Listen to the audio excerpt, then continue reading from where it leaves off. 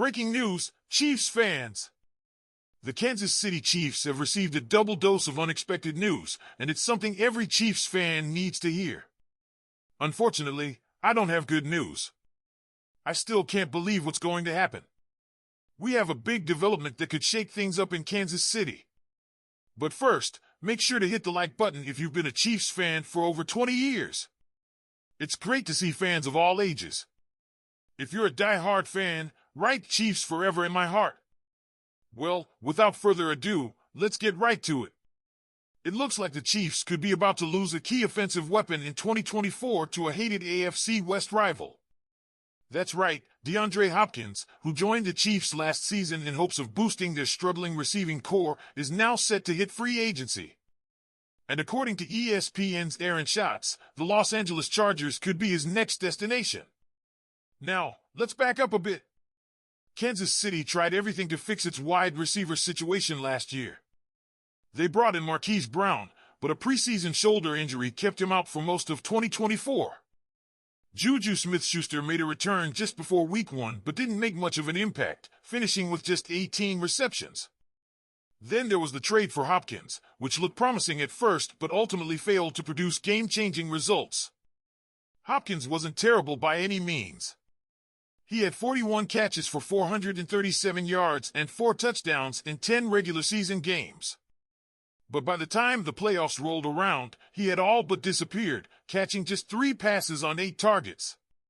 That's not exactly what the Chiefs were hoping for when they made the move to bring him in. So what's the situation now? Hopkins, now 32, is looking for his next contract, and the Chargers are reportedly interested. Schatz believes Hopkins can serve as a mentor and solid veteran presence for Justin Herbert and the Chargers' struggling offense. But here's the question, should Chiefs fans really care? Honestly? Probably not. Hopkins is far from the dominant force he once was. He's had just one 1,000-yard campaign in his last 4 seasons, barely crossing the mark with 1,057 yards in 2023. Last season, he averaged the lowest yards per reception of his career at just 10.9. Those aren't exactly WR1 numbers, and while the Chargers are in desperate need of weapons, if Hopkins is their big solution, the Chiefs may not have much to worry about. That said, could Kansas City actually try to bring him back? It's not entirely out of the question. The Chiefs don't have a ton of cap space to work with, and if Hopkins is willing to accept a cheap 1-year deal, that could be an option. Sure, the front office would love to sign a more explosive player, but with financial constraints, they may not have a choice. Sure, Brett Veach and company have worked their magic before. The Chiefs could get creative to make something happen. But if it comes down to a bidding war, there's a real chance Kansas City could see Hopkins leave to a division rival, no less. So what do you guys think? Should the Chiefs make a push to bring Hopkins back on a team-friendly deal, or is it time to move on? We have some important developments regarding Isaiah Pacheco. The Chiefs have decided to hold off on extending Isaiah Pacheco's contract, and their reasoning may not sit well with Patrick Mahomes. Despite Pacheco's incredible contributions on the field, Kansas City is hesitant to commit to a long-term deal until they see proof that he can stay healthy on a consistent basis. Pacheco has been a force on the Chiefs' offense, scoring 13 touchdowns in 3 seasons, but the front office isn't ignoring his injury history. In the 2024-25 season, he's played in just 7 games, bringing his career total to just 30 out of a possible 54 games. That's not exactly comforting for a team looking for durability at one of the most physically demanding positions in the NFL. The reality is that Pacheco is still under his 4-year, $3.7 million rookie contract, and while rumors of a $48 million extension are swirling, the Chiefs aren't rushing to sign on the dotted line. With their salary cap hit just $1.1 million in 2025, they have time to assess whether his injuries will continue to be a problem. And that's where things get complicated. Since entering the league in 2022, Pacheco has battled a series of injuries, a torn labrum, a broken hand, a fractured fibula, rib injuries, and concussions. Sure, he's fighting to come back, but how long can his body continue to withstand the punishment? The Chiefs are weighing that question carefully before making any long-term commitments. But what does Mahomes think about all of this? Well, he's made his position pretty clear. He's been one of Pacheco's biggest supporters, frequently praising his relentless energy and calling him the most consistent young man he's worked with.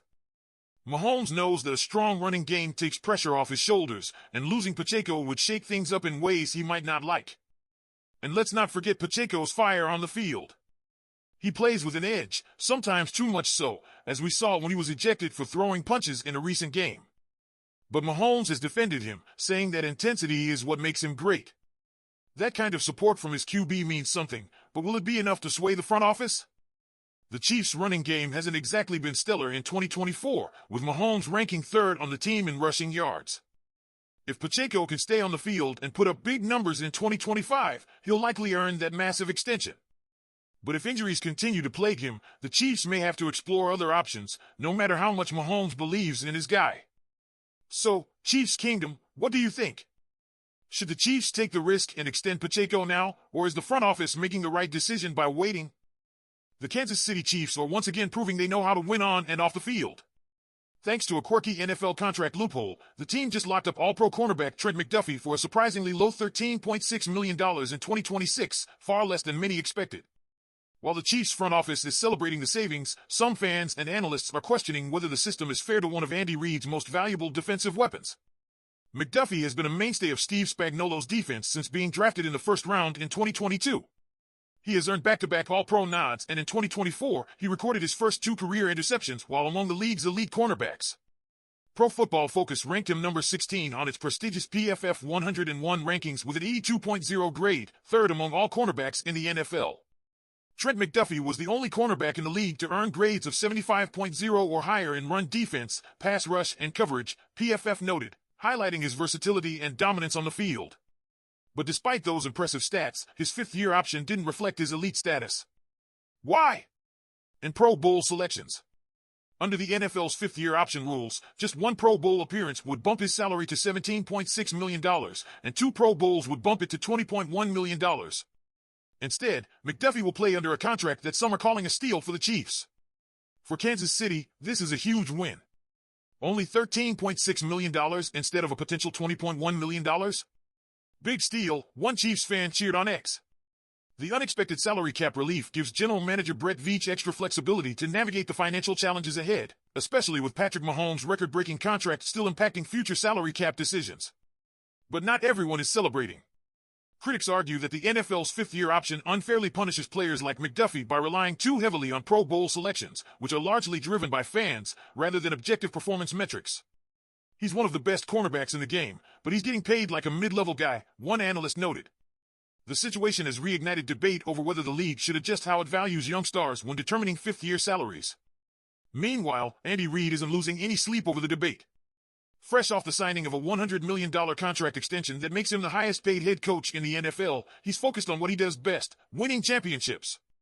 The savings on McDuffie's deal, coupled with the team exercising George Karlaftis' $15.2 million option, ensures 2 key defensive players remain in Kansas City at a bargain price. That kind of financial efficiency could be the extra boost the Chiefs need as they chase another Lombardi trophy in 2025. But what about McDuffie? While he's guaranteed at a discount now, his real payday could come when he hits free agency. Until then, the Chiefs are enjoying their financial advantage, and fans are hoping that means more moves to bolster an already dominant roster. What do you think, Chiefs fans?